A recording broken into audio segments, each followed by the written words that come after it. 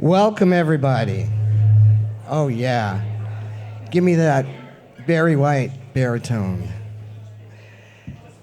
For the folks in the overflow room, there's some seats in the big room if you want to come in, but I want to welcome the rest of you. I want to say there's a whole lot of people that came out on a rainy Wednesday night, and I thank you for being here. Give yourself a round of applause. Come on now. Come on now. Because we're here to talk about some stuff. My name is Marcus Arana. I'm also called Holy Old Man Bull, and I'm here because I'm a transmasculine two-spirit elder. And I'm also here because I'm a Ohlone. Now, I'm Witsin Ohlone. My family is from the Monterey area, but I'm here on behalf of my cousins, the Ramaytush Ohlone. And I want to thank the Mexica dancers for bringing all of that beautiful medicine, all of those beautiful prayers, and all of that beautiful setting of the tone of the evening. On behalf of the Ohlone people, thank you to those dancers for those prayers. So I just want to remind you that you are on occupied territory, that this land has never been ceded, never been given up. There are still living Ramaytush people here. And so since you are here, be good guests. Give back to this city. Pick up trash on the streets. Like, plant some flowers. Give money, time, or energy to the Ramaytush people as a way of saying thank you for letting me live on your lands. Wherever you are in the Bay Area, you're on Ohlone land. So I'm going to say a couple words, and then we'll do an invocation, and I know there's a lot we got to get to tonight. Like everybody else, I admit I was a little bit gobsmacked by what happened on November 6th. Like, it knocked me to the floor. I woke up the next morning when I heard the news. I went screaming into the shower because I was so panicky. The only thing I could think to do was to wash it off, because that's how it felt. And I was crying for us. I was crying for all of us who are affected by the outcomes of elections. And so I really had to work hard, because as an elder, you're supposed to model grace under fire. You're supposed to somehow be perfect. You're supposed to somehow not be afraid, and I don't want you to be afraid. So that campaign was won out of fear, and we are not going to give in to the fear. We are not going back. Can I hear you say that? We are not going back. Because what she was saying is true. We cannot return to a pre-time. But what we have to do is live with the reality of what we've got going on. So there's a couple things I want to say to you. And the first one is, it's about unity. Like, we are a varied community. We're like a handful of fingers. But if you pull those fingers together, we are really, really strong. So we got to put all of this aside. We got to put all this sense that we think we are different from each other, any one of us. And we've got to come together and remember, we are not going back.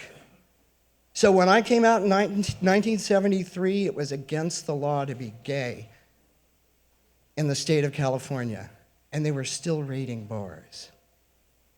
I survived the HIV era while all of my friends around me were dropping, going to multiple funerals for a week. Bad stuff happens, and we get through it. And all of you are here because you are the descendants of survivors. All of you are here because all of us are here because we are the descendant of survivors. So I want you to love each other. I want you to approach the coming days with love in your heart and come from that paradigm. And the second paradigm is subversion. Subvert the dominant paradigm wherever you can. So my sister Kim wrote a whole bunch of trans-affirming poems because she's my sister and she has a trans daughter. And she sent those poems in book form to librarians she knew in Florida. And they put them up in the middle school and the high school shelves, and they didn't catalog them. It took a minute, but the book banners found them, and my sister Kim is now banned in Florida. Let's give it up for Kim. But not only did the banners find it, trans kids found it. Trans kids found a soft cushion to land on when they got pushed off the edge of a cliff. And that's what she gave to them. And this is what I mean about subversion. You can find lots of ways to do a get around without giving up. So that's what I want you to carry in your hearts for the next 4 years. We are not giving up and we are not going back. Can I hear it? Yes? Are you committed to that? Yes. Each and every one holding each other up, holding each other accountable, and lifting each other up, because together we rise. And that's what I want you to hear. We will rise together, and they will not put us down, because there is not a closet big enough for us. So for those of you who are not safe and need to be stealth, we got your backs.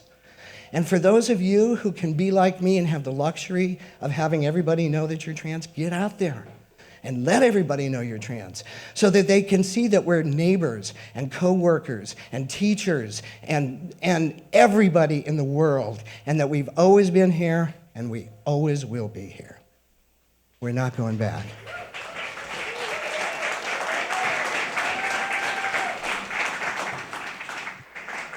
One of the greatest gifts I got tonight was a young person coming up to me and thanking me for being here. And it reminds me why I come here to talk to you, to remind you of your greater purpose. And that's the work we have ahead of us. So I want to offer a blessing from an old man. If you can stand, do. If you can't, don't worry about it. We are miracles. Each and every one of us are living miracles. And it's an absolute mathematical miracle that we're here at the same time in the same place.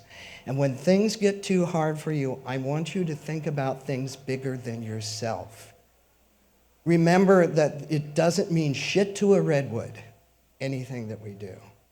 That there are pods of whales swimming across the ocean. That the sky is full of galaxies and stars and wonders and things so far beyond our imagining. That's what I want you to hold on to when everything feels too heavy, is that there is something much bigger than us, even if it's just the penguins hatching right now, right? So hold on to that thought and call your ancestors to you. Think of all of those who came before you, that fan out behind you, that support you every single step of your life. You are the sole reason these folks were alive. Grandparents, grandmothers, grandfathers, those who came before us, and those who come after us, we thank you for this moment. We thank you for the love in our hearts, for the purpose and the fire in our belly. We thank you for the community, this beautiful community that we're a part of, that holds us. Every single day, even when we're not standing together, we can remember this moment of unity, of being here for a singular purpose, honoring those who have fallen. Let us not have their deaths be in vain. Watch over us, keep us safe in our work, and lead us to a happier, brighter, sunnier day. No song. I love all of you. Thank you so much for being here. I want to call the MCs onto the stage. You can sit.